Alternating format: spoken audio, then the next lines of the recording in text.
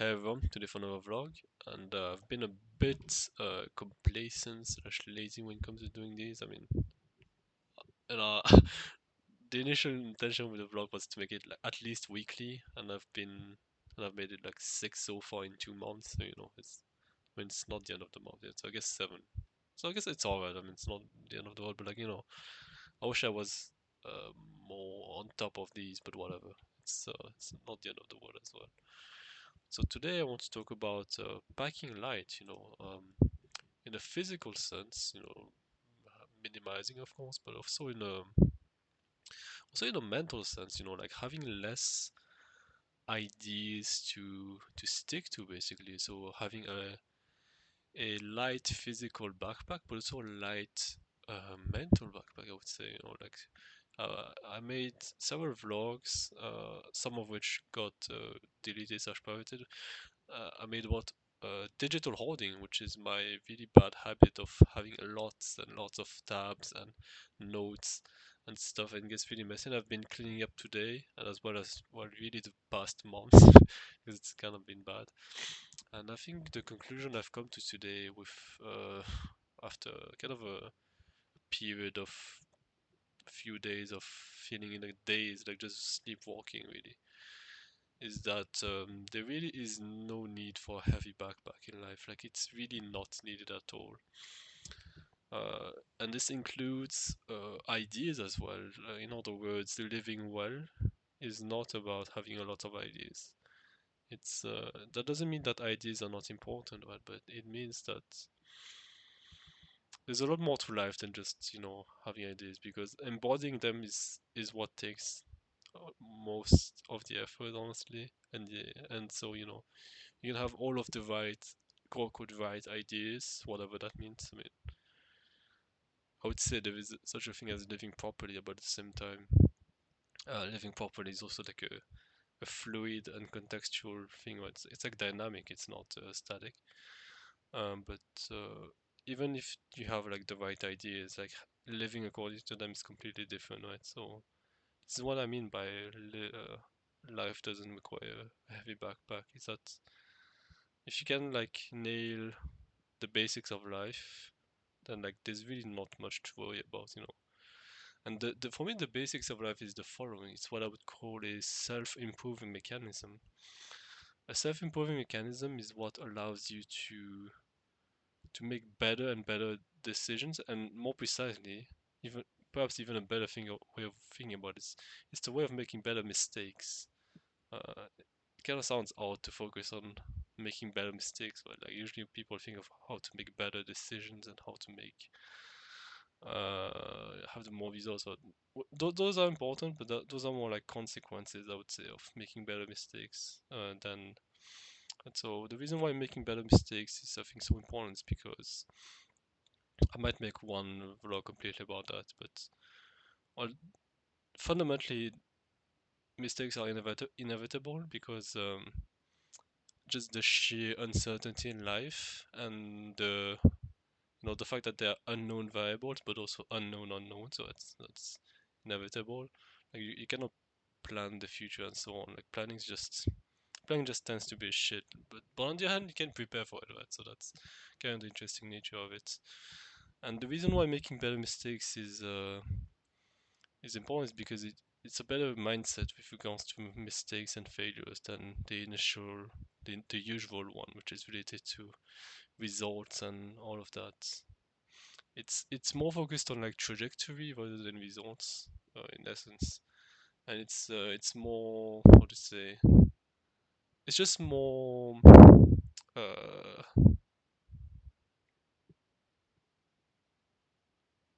like grounded in dealing with reality rather than like dreaming up to a certain goals or objectives, which are quite characteristic of all this, a lot of fields of like self-help and all that.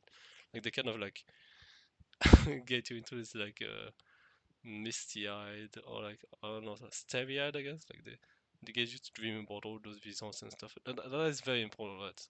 That is very important, of course, to dream and to have vision. But at the same time, it's really important to deal with like the nitty-gritty details of day-to-day life. And I think focusing on making better mistakes is really important. And focusing on making mistakes is quite simple actually. You know, that's basically what introspection is about, is understanding the kind of mistakes you make, and just which then allows you to inform your next few moves. Right? So it's kind of like this iterative process of action and then introspection, I would say. And so those are, like, to me, those are the two key components of the self-improving mechanism in life. Is a combination of like action and experiments.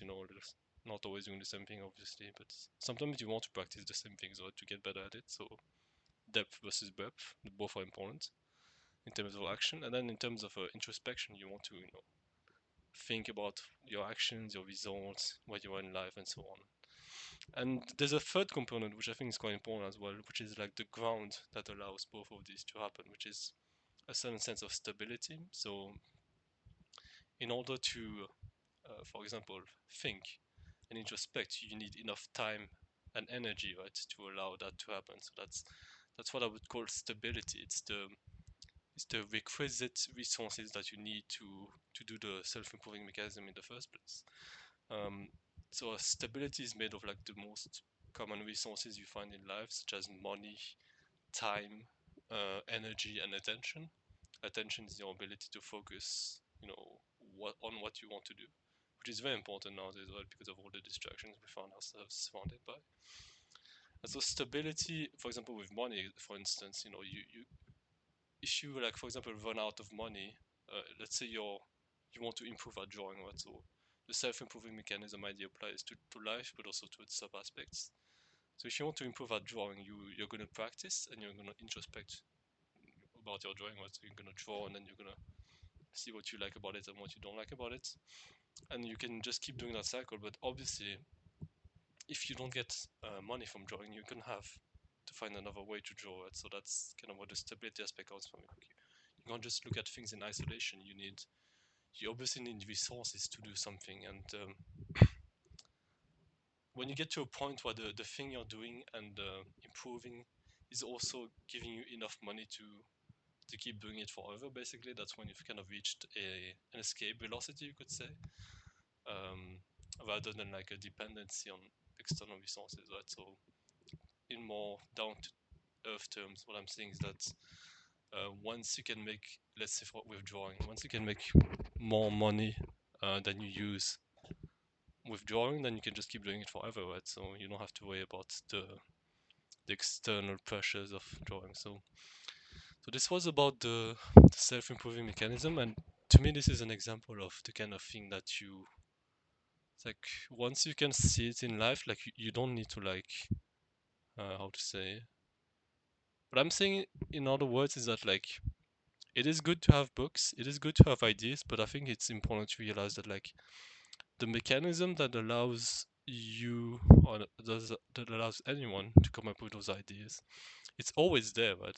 There's no need to, like, reach to some crazy new external place to realize that the self-improving mechanism is always there.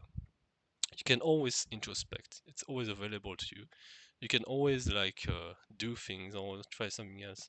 You can always find ways to make better use of your resources, right? So, for instance, the reason why I emphasize the stability aspect in the improving loop of action and introspection is because if you have, let's say, the ability to live with less resources than most people, so if you're more minimalistic, if you're more frugal, you're less, you know, just less interested in consumerism and all that. Well, it means that you have a lot more flexibility in life suddenly, like, and you can get faster and easier into the cycle of, like, learning, right, and introspection and so on. And that makes a very big difference, right? So I think that's really what the practical aspect of spiritual work comes into place, is the fact that you're not bound as much into the economy and, like, the distraction economy and the consumer economy that surrounds us so much. And I think that makes a huge difference in the physical, no, sorry, not the physical, but like the practical sense of, like, making money and doing stuff and living the life you want. I think that makes a huge difference.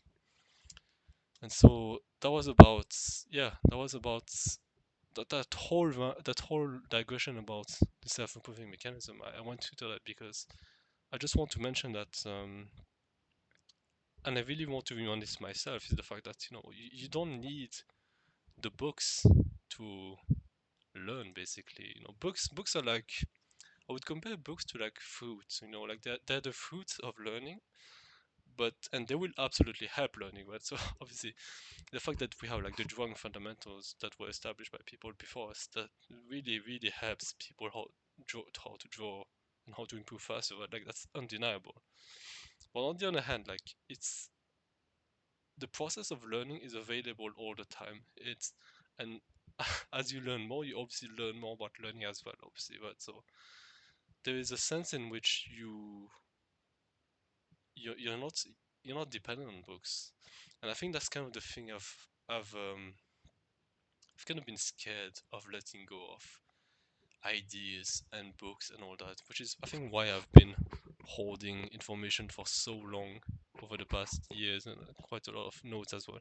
I think it's because there was a part of me that I was really scared that if I don't have like the right books or like the right ideas, then my life will be like suffering and all that. But I think what I've realized is that as helpful as books are, the most important thing is really just that really basic loop of you know action and introspection, and part that action, the action might be reading, right? So obviously reading is important, I'm not denying that, but sometimes you can very quickly run into over reading, right? So just reading way too much and not applying what you've read and so on, and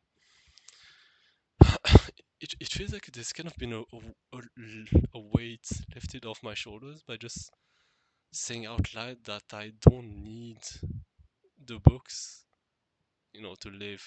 I can simply introspect to myself, and I can simply be there with myself and listen to what I want, and that's it. In other words, what I'm saying is that every human being has the answers to their own life. Like life is very complex, but in many ways it's also very simple, I would say, because the answers in personal life, at least, they're all within ourselves, I would say. The answers as to how, for example, we should organize society and all that, I do not know whether those are like answers you can find within yourself. Those seem a bit different, but what I mean by like personal answers, I mean like something such as, what should I do right now? What do I want in life? Do I really enjoy this? What is worth spending my time on? Should I invest more of my time with like making friends or like developing the skill or whatever? Those types of questions are like life direction questions, or like how to relate to death, what is death, and so on. Right? So I would say that all of these questions are ultimately uh, possible to answer within ourselves, and I think it's a huge relief for me in terms of like just letting go of uh, the baggage of ideas, I guess you could say.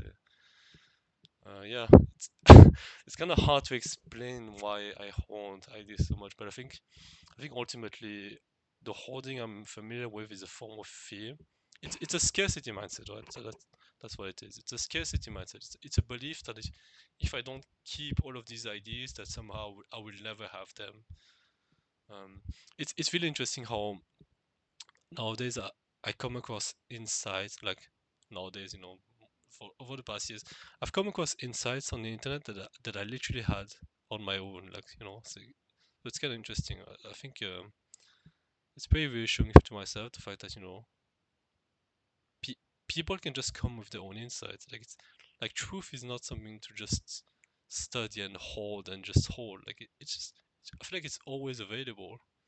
And I think that's kind of like the shift needed to go from scarcity mindset to abundance mindset, is to realize that there is there's so many things around us all the time and within us as well. Right? There is insights around us and inside us. There's beauty, there is goodness, and so on. Like there's really a lot, and I think that's kind of like the realization that is needed to go from scarcity mindset to abundance mindset, and that I've kind of had today. Although it's as with any insight, there is like insights are not the same thing as like dead ideas or inert ideas. insights are like lifts, and sometimes you kind of lose. Sometimes they don't really feel as alive, right? It's like, or sometimes they feel even more alive. So uh, it's kind of tricky to say. But for now, at least, I very much get the sense that I do not need to hoard ideas because the important answers are already. I can simply find them within myself, as cheesy as it might sound. Yeah. So, which is why it's which is why packing light is shouldn't be seen as like a dangerous thing, right? Because there's so much abundance everywhere. I don't need to hold so many books, all my things or so many bookmarks and all that. And on the physical sense, I mean, I was never like a huge consumer and whatever, but I just cleaned up my room a bit, like just my bookshelves and all that. It does make a pretty damn big difference. Like there's something I noticed about me, and I think it's true for people in general, is that having a clean environment, like even if it's like just like 20% more clean, it definitely puts you like in a much better like emotional state. Like I feel like there's something about mess that just makes me feel a bit tense, like a bit not at ease. And I'm not sure what it is, but like what I know is that if I want to get something done, for instance, the best way for me to do it is to clean up my environment such that there are only a few things on my table. Like if there are too many things on my table, then it gets really overwhelming. I would say I can't think and feel clearly, and having less things on my table as well as on my mind, has been quite key for me to do things consistently, and it's something I try to practice even more and more as I minimize my holding habits. So physically, I'm not really a holder, but again, I'm a knowledge holder. I would say digital holder, and yeah, I think I've come to see why. Scared of. It's because I don't trust my ability to just come up with insights. Like books are kind of intimidating in a way. I realize like, but really, I think living is quite a lot simpler than what it's made to be. Books are important and they can be beautiful even, and they can completely change our life. But I think there are also many reasons, or like I would say at least there are like probably periods in life where it's not really a good idea to read books. It's I don't really like to make absolute statements, obviously. Well, like I prefer to think more in life in terms of like cycles, right? So maybe there are cycles where discipline makes sense, or periods rather. Maybe there are periods in life where discipline makes sense, but maybe there are periods in life where just allowing yourself to be lazy could actually be the right thing to do, right? So I uh, I prefer to think more in terms of contextual, and for now, at least in my life, I do not really feel the need to read more because I feel like I'm very much out of touch with my body and the present moment. So those feel far more important right now. So yeah, that's all I had to say. Thank you for listening, and I'll see you next time.